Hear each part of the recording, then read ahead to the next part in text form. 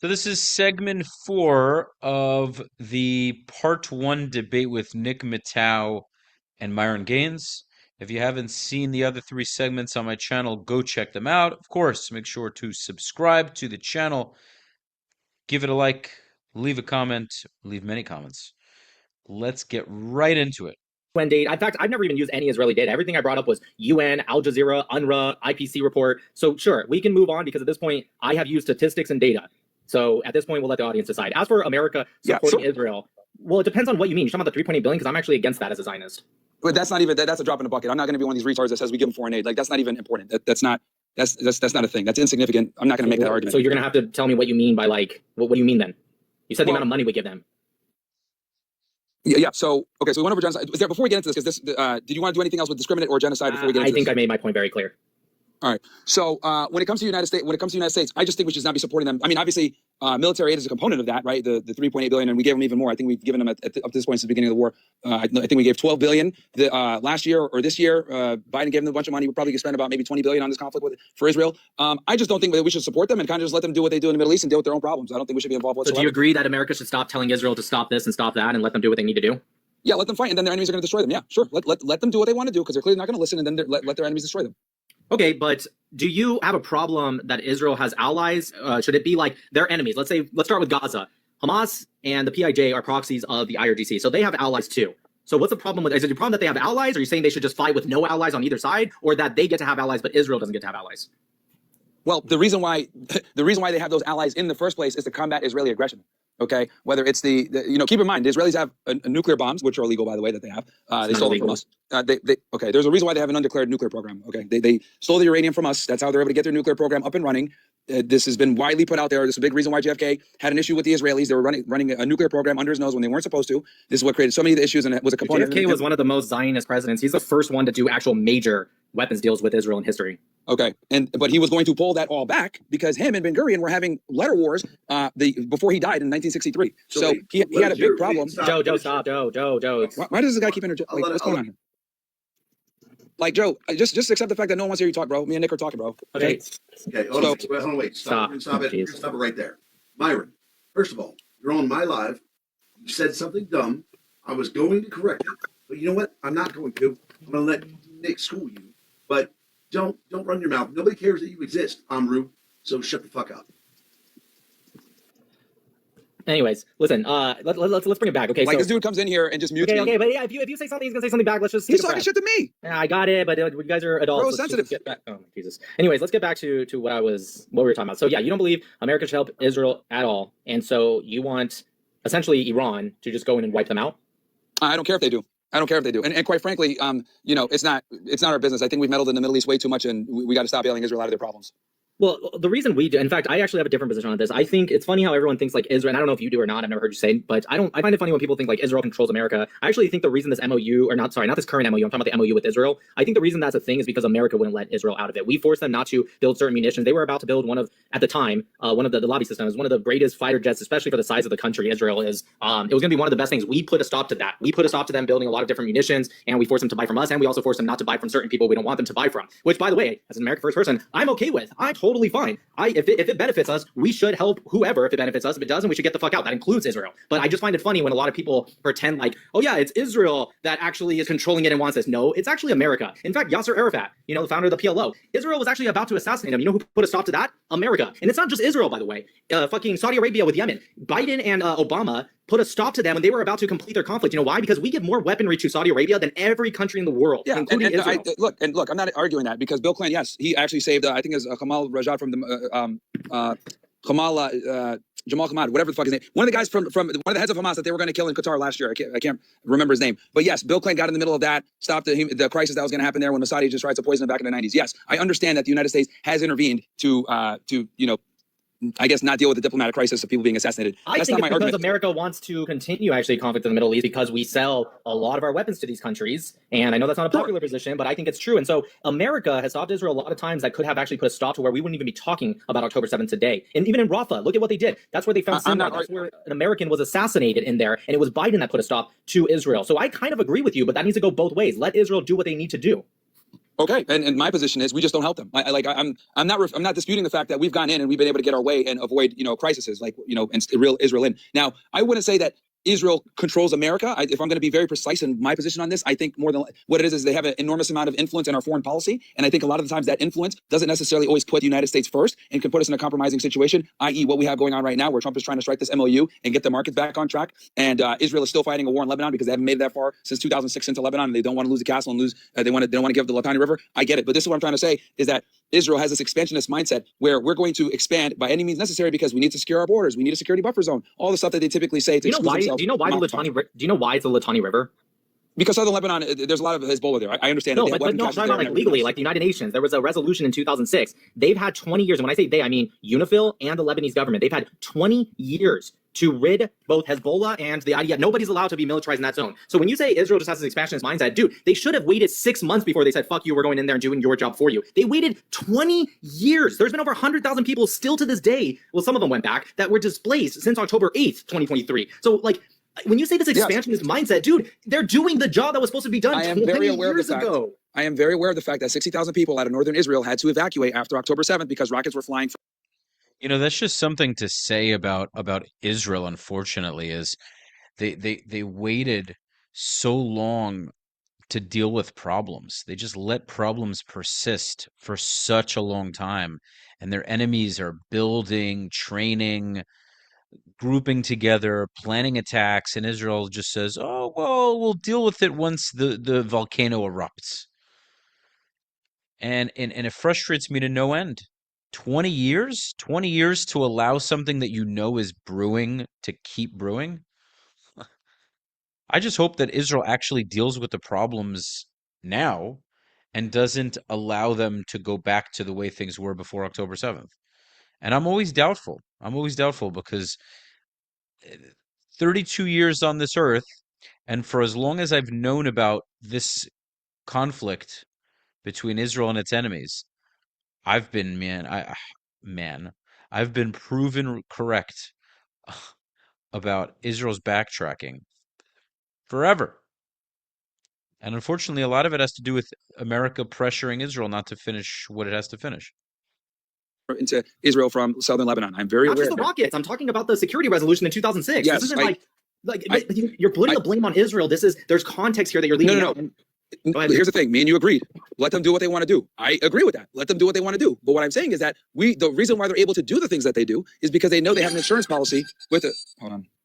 Okay. The reason why they do the things that they do is because they know they have an insurance policy with the United States where we're going to back them no matter what happens. We're going to give them cover. We're going to give them military aid. We're going to support them. If we need to rush, a bunch of military foreign aid, we'll do it like Trump did when he came into office. I think he gave him like $12 billion, $12 million or whatever. So my thing is we need to completely stop working with them. And the other thing I would say, and this is my political proposition, if I had some power here, I would say the Israelis need to figure out, if you want to continue to get US aid, you need to figure out either a one-state solution or a two-state solution, because the Palestine question is the main problem here as to why we have all these issues and why these Arab countries and these Muslim countries are not recognizing Israel is because of the Palestine question. So once they can go ahead and figure that out, right, then we can maybe have some diplomacy with them. But my argument is, until they're going to fix that problem, we shouldn't be supporting them whatsoever. It's just endless wars. Netanyahu wants to keep himself out of jail.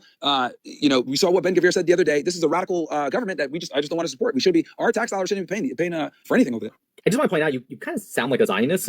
No, not even just stop working with America. I just meant like one-state solution, or maybe even like, you sound like a Zionist actually, but I'm not going to deflect. That's not a Zionist talking point. They would never do a one-state solution. No, they would, no. I'm pro one-state solution. I am a Zionist. I'm probably the biggest Zionist. No, I understand that, but most Zionists will never take that position because they want it to stay a Jewish majority state, and they know that if they were to do a one-state solution, the Palestinians. You know what, there's ways to that, but that's a totally different subject, so we're going to put it away for now. Yeah, but again, I'm saying one of the solutions needs to come into play.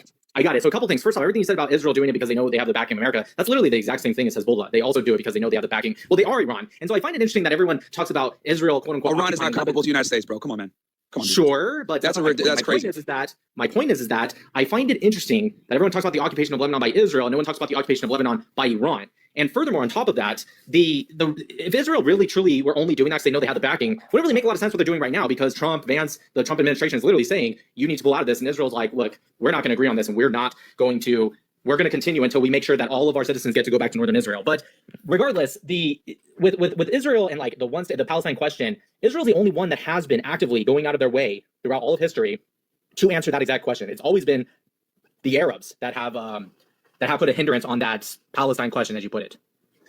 Okay, so that's a whole other debate getting into that because we would have to do all get into, and we can set that up for the next one. But what I will say, because I've debated that topic as well, who's the bigger barrier to peace, the Palestinians or the Israelis? But my thing on this, man, is I just don't think we should be giving them aid. Let them do what they want. But the issue is that if they were to do what, because, okay, the reason why Israel behaves the way that they do and why they don't actually exercise any level of diplomacy or having peace with their neighbors is simply because they don't have to. They're a nuclear armed state. They have a very sophisticated and good intelligence service. They have informants everywhere. Obviously, they got the Shin Bet as well, which is good internal security, their FBI equivalent. Like, they don't have to negotiate or have any type of diplomacy. They've done diplomacy with every single one of their surrounding states. They did it with Egypt.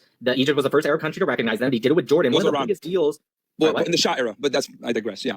Okay, but the Shah had nothing to do with that though. But they did it with Jordan. Jordan and Israel actually have one of the biggest deals in like Middle Eastern history with water and electricity going back and forth. And then they've done it. And they almost lost it when they tried to kill Khalid Mashal. They did it with Syria, right? Well, that's a separate person. I don't know if that has to do with Jordan. Wait, what? What does that have to do with Jordan? They tried to assassinate him in Jordan, and the king said if the Mossad no, they didn't. Yes, the Mossad tried to kill him in Jordan. Back in the 90s. It's a whole other conversation. Oh, you're talking about, I thought you were talking about the most recent. Okay, whatever. Yeah, so anyways, so they did it with Syria, and they just recently did it with Lebanon. Remember, when we say Lebanon, we got to be very clear, and I'm sure you know this, Hezbollah is not Lebanon. So they did it with Lebanon. So what do you mean they're not doing diplomacy with their surrounding nations? They've done diplomacy literally with every single surrounding nation. Okay. When I say diplomacy, I mean as in they're not being recognized because they have not answered the Palestine question and dealt with it. And what Netanyahu has tried to do. That's totally incorrect. Most of these Muslim countries are at war with Israel on the basis of Jewish rule in one of the most contested pieces of real estate on planet Earth. Israel means so much because Israel has a level of control over what happens on Al-Aqsa Mosque. It's about Al-Aqsa. It's the symbolism of Jerusalem. That's really what bothers them. It's really about any Jewish rule in the land, but especially the fact that the Muslims don't have full and complete control over Jerusalem. And they use the Palestinian cause as a means to fight Israel, as an excuse to make Israel look like the big bad wolf, the Palestinians as the small little sheep. This is the whole narrative. And Myron is playing right into it. I actually think in this context he doesn't really understand that. And I think most of the time he does argue in bad faith, but I think in this particular circumstance, this is something that he needs to be educated on. It is this issue will not be solved once this quote unquote Palestinian cause is solved. It'll be solved when the Palestinian cause ceases to be a cause because it's a bullshit cause, and then the majority of the Muslim world says Israel's a state whether we like it or not. The Jews rule the state whether we like it or not, and we would prefer peace over war with them. That's the key to peace. Is he's always been trying to skirt dealing with the Palestine question. You can look at like the Oslo Accords, which I would say was probably the first framework that was actually going to build something. And, obviously Yitzhak Rabin got assassinated right after signing it. You can have your speculation. Some people say Ben-Gvir, Netanyahu was involved, whatever. And then Oslo would have been a fucking disaster because it would have given more of a Palestinian state, which would have then resulted in the Arabs fighting us even more. We would be in a worse position. The only thing that would change is that Israel would be in a weaker position militarily to defend its borders because they would be smaller and it would have fewer vantage points. It would just be it would be suicide for Israel. So I'm glad that didn't happen. Netanyahu has been caught on tape in the West Bank saying, I've been sabotaging the Oslo Accords. We're never going to have a two-state solution. Yeah, the Oslo Accords are awful, but why are you going to ignore what happened at Camp David? Not 78 Camp David, the 2001. Well, that never really got to go all the way. Yasser Arafat was being stubborn. I'm trying to remember. Yasser Arafat specifically said at the Johannesburg address to the Muslims in Arabic, remember the Hudaybiyah Treaty. He even said separately that I could never have accepted that because I would be killed if I did. And he told them to remember the Hudaybiyah Treaty and we will wait until we're strong enough to where we can take all of it. So when you say he was being a little stubborn, do you mean, and I quote from Bill Clinton, he was there for 14 days and said no to everything? He didn't offer back a counter negotiation or say, hey, I don't really like this section or this section. Well, Nick, he immediately, one more sentence. He immediately just months later launched a fucking intifada, which is a slew of terrorist attacks aimed at mostly civilian areas. That's how he responded to Camp David. Okay. That was in 01, if I'm not mistaken, right? Well, it was from really end of 2000 all the way to 2005. Yeah. So again, this is because the Oslo Accords kind of died alongside Yitzhak Rabin. So that kind of put everything in a bad spot. So that you can have your position on that or what you think, hey, this deal was better. He should have taken it, whatever it may be. I would say the Oslo Accords was a genuine attempt, right, to get things going. Obviously, it was supposed to continue talks, dividing up the ABC area of the West Bank, obviously recognizing the PLO, recognizing Israel. It was a framework that I thought could have been successful, but obviously I think it died with Yitzhak Rabin because it's still in tendency today. But do you know when Rabin died? 95, I think. I think they started to do 93 and he died in 95. Right. So if it died, then why did the Hebron Agreement of 97 go through? Which, by the way, was Benjamin Netanyahu, the guy that you said was sabotaging it. He's the one that did the Hebron Agreement, which is probably the most controversial, other than Jerusalem. That's probably the most controversial part. And he did the Hebron Agreement, and that was in 1997. And then why did Camp David happen, which was 5 years after Rabin died? Again, they can go ahead and enter into agreements all the time. What the Israelis do is they'll oh yeah, we have a framework. Okay, we got a framework. And then what they'll do is they'll just take more land, and then they'll revisit and they'll say, oh well, the facts on the ground have changed. This has like been a very common strategy. But they didn't do that. At Camp David, they offered just about the entire Judea Samaria area, almost the entire thing. And then in the realignment plan in 2008, they offered that, and on top of that, they offered about 8%, give or take, of Israeli proper land to give to the Palestinians and a connection between Gaza and Judea Samaria, the West Bank. So not only are you wrong, but they actually did the opposite. Okay, again, when it comes to the Oslo Accords, that was a framework that they both agreed on that would have been probably the framework to build upon. These other frameworks that came in, okay, it was basically negotiating like, oh yeah, we're going to give you this, we're going to give you that. But Netanyahu never really actually wants any of these treaties to go through. He doesn't really care about a two-state. He doesn't care about two-state. One state, they definitely don't want a one-state. I agree with that. I agree with that, but you keep saying, and he's been the longest running prime minister, so he can say whatever he wants. But we all know Netanyahu doesn't really care about having any type of peace. He claims it all the time. But I agree with Netanyahu. I think the Oslo Accords are awful, but that's not the point. The point is you keep saying all these other frameworks. No, those were under the framework of the Oslo Accords. And on top of that, do you know if the facts on the ground had significantly changed? Do you know who's the first one to pull out of the Oslo Accords? Well, they didn't pull out. Yitzhak Rabin died. I mean, no, they did pull out. Hamas pulled out after they did their coup in 2006. Dude, Hamas, this was a deal, but Hamas isn't. Hamas was not involved in this. This was literally the PLO. This was Yasser Arafat. So you're incorrect. No, it's not. I will tell you right, dude. I'll tell you right now why it's wrong. So the PLC was created under the Oslo Accords. The first election in 2006, the PLC, Hamas won 58% of the seats of the PLC in the West Bank. That's the majority of the seats they won. So they absolutely were part of it. Now, what happened was, you're talking about when they ran. Okay. Correct, but not just that. A lot of people don't understand that the Oslo Accords, because everyone thinks it's a West Bank thing. It's not. It was actually for both Judea Samaria, the West Bank, and Gaza. The reason people don't talk about it today is because when Hamas killed and slaughtered dozens of Palestinians and kicked out Fatah out of Gaza, they pulled out of the Oslo Accords, which, by the way, is the reason Egypt, before even Israel did, Egypt closed their border completely with Gaza. And then they, over time, have built pretty much 7 layers of border security because of Hamas pulling out of the internationally recognized Oslo Accords. Israel didn't do it until like 2 years later, actually. When it comes to that, man, like I said before, the reason why they pulled out is because the Israelis were not honoring their side. They were still expanding when they weren't supposed to. The West Bank, right now, I think it's sitting at like 700,000 plus settlers. They've been expanding the whole time, dude. They've been expanding the whole time. The settlements are illegal. The international community knows that it's illegal. And like I told you before, the strategy with the Israelis is simply this. They feign diplomacy. Then what they'll do is they'll continue to expand. Then when they revisit negotiations, oh, sorry, bro, facts have changed. No, the reality is let me put it to you like this. The Jewish people, we can just say Israel, understand that their enemies don't want any semblance of peace with them, with us, okay, because I'm part of this group. And so instead of being direct about it, instead of believing our enemies at their word and dealing with them the way they need to be dealt with, which is crushing their opposition, which is absolutely defeating them militarily, point blank period, to the point where there's no shot of them even coming up and fighting us again.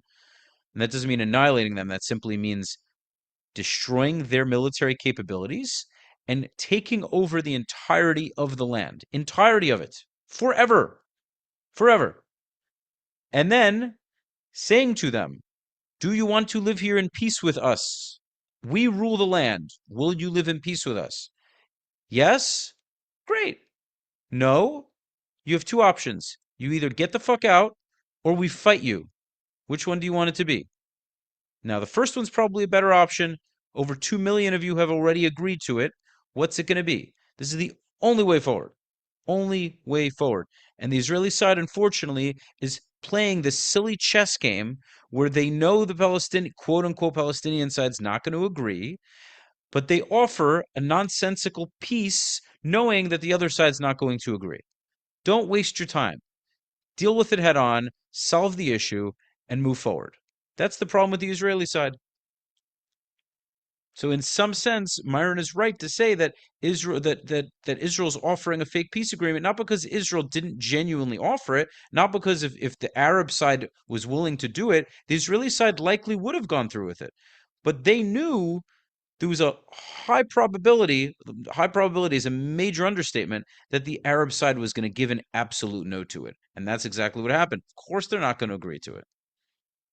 On the ground, I mean, we might have to do this. And Netanyahu's been doing this for a very long time. I get what you're saying. Oh, he had this agreement. It's never an actual good faith. But let me go back here to the main point. This is exactly why.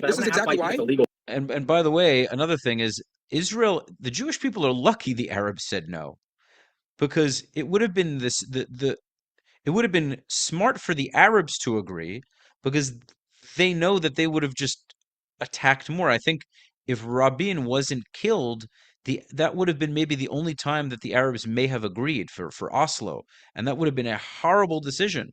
So Rabin's assassination, not that I necessarily wanted a leader to be assassinated, maybe it's divine providence, you could say God intervened, but the reality is that would have been suicide for the state of Israel. And anytime if Israel ever considers something like that, they are literally committing suicide. They're committing national suicide. Well, but go ahead. This is exactly why I think we just need to pull out of here. This is why I don't want to deal with Israel, bro. Like, this is a fucking nightmare. And I think if we were to not deal with them anymore, okay, or we could be maybe a moderator in some peace talks, but we would make those peace talks, the aid to Israel and support of Israel, those us giving aid and supporting them and giving them all the cover that we give them, that's contingent upon them actually having a real solution to the problem, because they've been feigning diplomacy for decades, and they feign diplomacy because they don't have to actually negotiate in good faith. They can say, we'll do this for you guys, but it's all a lie, man. So I get it. We can have a discussion on all the different agreements, but what I'm arguing is, because we're talking about America here, not necessarily so much about the split with the land, my focus is we shouldn't be supporting them. Let Iran destroy them. I don't care, because if they were to actually get in a full-on conflict with Iran, they'd probably get destroyed. And quite frankly, Israel being present in the area is a reason for so many of the hostilities in the region. Them being there has created the majority of the issues. Yeah, no, That's it's Muslims. No, it's Muslims and Islamists pulling into their jihadist ideology that has created most of the issues, for sure. But regardless, Sure, can you give me your so you think Muslims are more to blame for the instability in the Middle East than the Jews? Islamist regimes, absolutely. Like, look at the UAE. The UAE doesn't cause problems. They're Muslims, but they're not Islamists. Yeah, I was going to say that's it's interesting because the Gulf states, they're fine, they're civilized, and then you're never saying okay. Don't get too crazy. I wouldn't particularly say they're civilized, but sure. I mean, the UAE is safer than the United States. Clearly, the United States, Saudi Arabia is very safe. You can be safer. You can be safer. That's not the same thing as civilized. They also listen. I have no issues.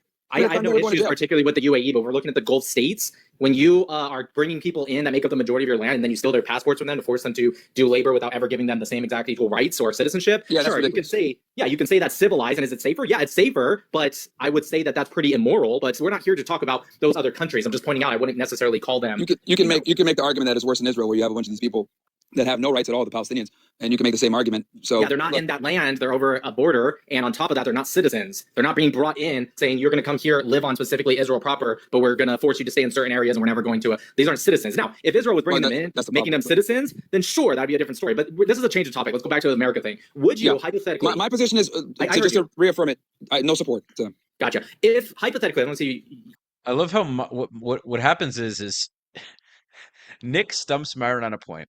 So Myron tries to move the goalpost and make a different point, right? Because he doesn't want to admit defeat. It's just kind of a smart strategy until Nick destroys him on that point. So Myron just goes from point to point to point, and Nick just keeps following him to those points and beating him on those points. I'm enjoying this so much. This America First position. Hypothetically, if the argument was that at least maybe not the partnership even as it exists today, but a partnership with Israel in the correct way provides benefits to the United States, not just economically or even technologically, but in many different aspects of life.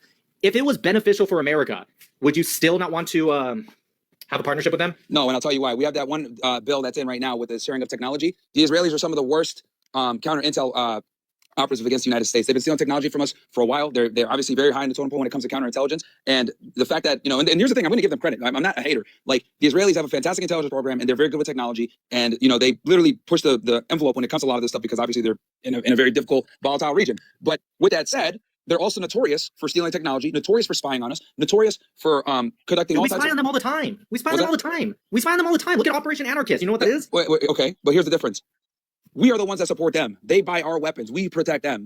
They are beholden to us. So when they spy on us, it's not the same whatsoever. We are big brother. They are little brother. So listen, I don't want them necessarily spying on us. I don't even think we should be spying on them. Well, actually, and this bill that we have, well, you're Israel first, so that's, of course, you're not going to, it is what it is. But okay, yeah, you're just saying that to go back to ad hominems. I'm not Israel first. Okay.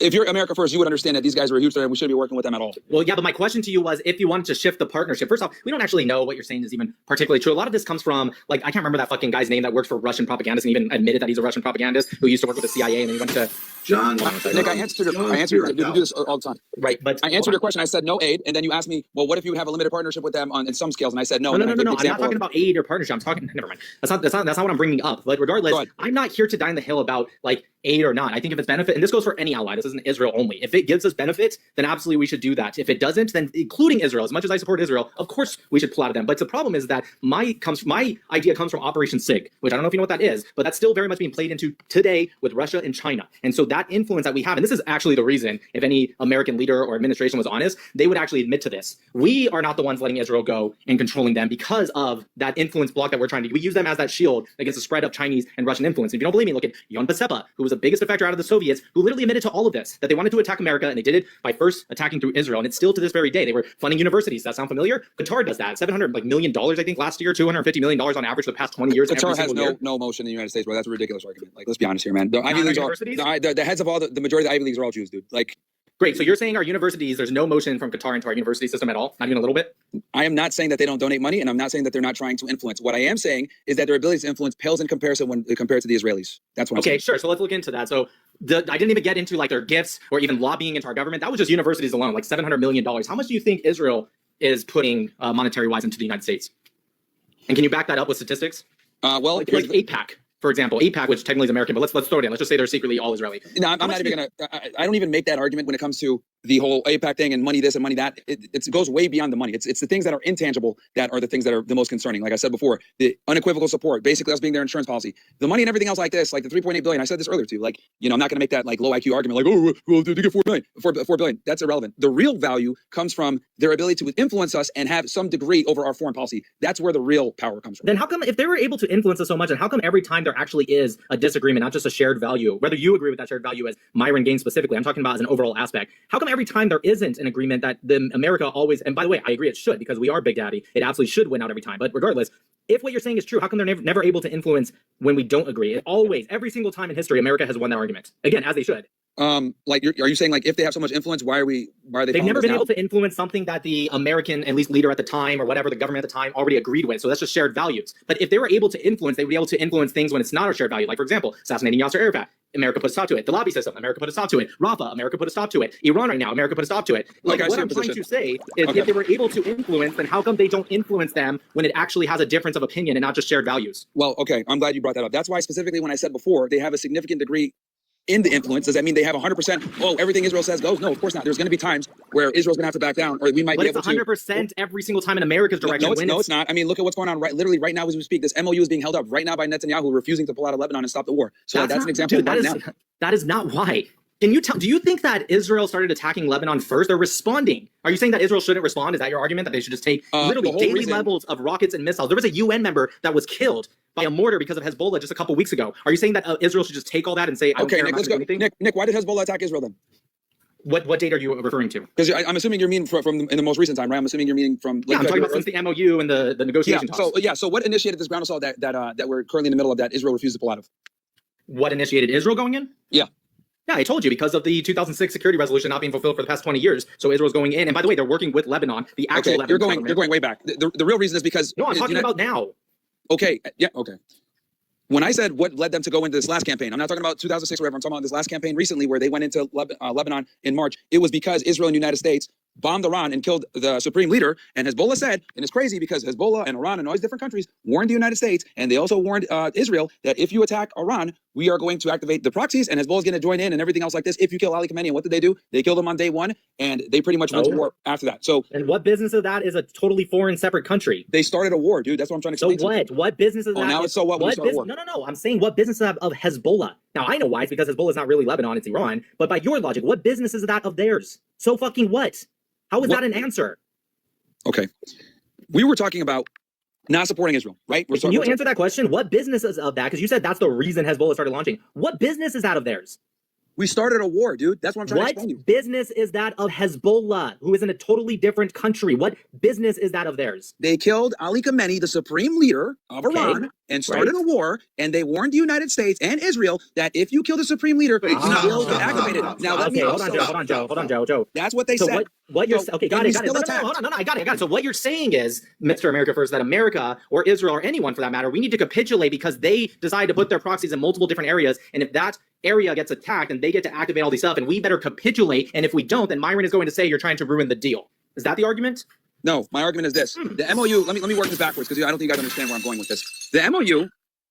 Okay, let's work this backwards, okay? Because I don't think you're tracking what I'm trying to put down here. The MOU, okay?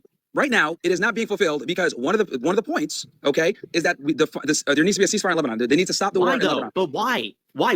Why is it? Can I finish, bro? Can I finish? Okay, sure, but just all right. Go ahead. You're right. Go ahead.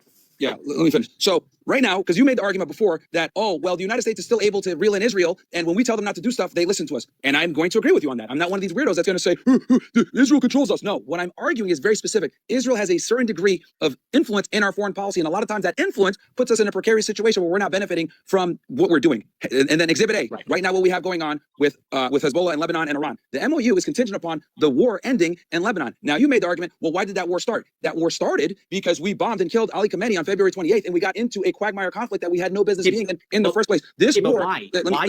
Let me finish. This war serves zero strategic benefit for the United States. We got involved, to answer your question, we got involved because the Israelis were going to attack no matter what. So we got dragged into the war, and this was admitted by Marco Rubio. So no, it wasn't. But regardless, why? Yeah, so you're just ignoring that Marco Rubio said specifically that's not at all what he meant. But regardless, dude, he said that on day one after day 2 of the war. Yeah, he said, okay, I'll tell you. He said we attacked because Israel was going to attack first. Israel moved their attack, and you can look this up. Israel moved their attack up. They were supposed to attack at night. They moved it up because of the meeting, which we know to be true because, like you said, they actually did take out Khamenei and others. But because they moved their attack up, that's what Marco Rubio was saying. And the very next day, he literally says that when the reporter said, hey, can you be more specific? Like, what did you mean by that? And he explains all this. But regardless, that's a deflection. Real quick.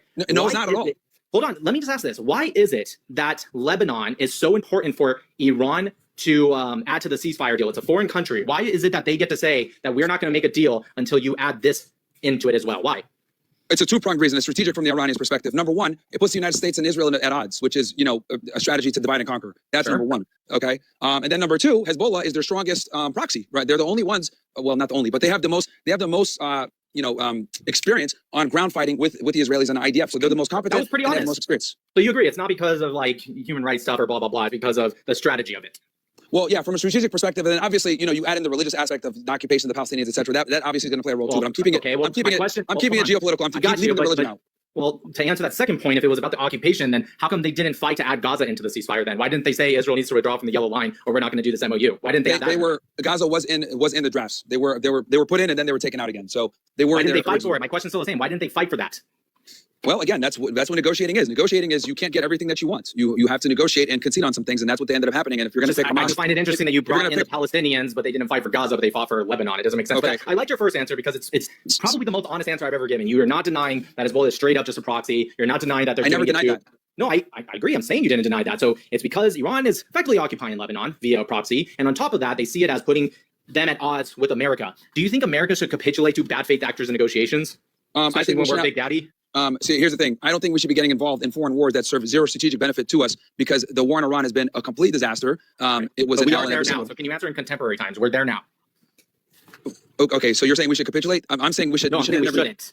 No, I'm saying we shouldn't even have gotten involved. That's not capitulating. Sure, great, but we're there now. I'm saying, do you think that America should capitulate that? Because you said they're only, or not only, one of the biggest reasons you gave was they're doing it to put odds between Israel and America, and it's strategic, and also Hezbollah is their strongest proxy. Do you think America should capitulate that? And do you think America should, especially being Big Daddy, get at bare minimum, fuck Israel's goals? I don't give a shit, okay? I don't care if Israel has extra goals. I understand that America has different goals. Hold on one sec. I understand that America and Israel are not, they're going to have goals that align, of course, but there's going to be some that don't align. At bare minimum, do you think we should not be capitulating at bare minimum the 4 goals that we set out to achieve, including their destruction of their ballistic missile program? Okay, we didn't achieve any of those goals. No, we achieved some. I'm saying, do you think we didn't. Minimum? There you go lying again. No, we didn't. Okay, so according to Trump, again, you can say he's lying. According to Trump. Dude, you just have to let me finish. Just relax.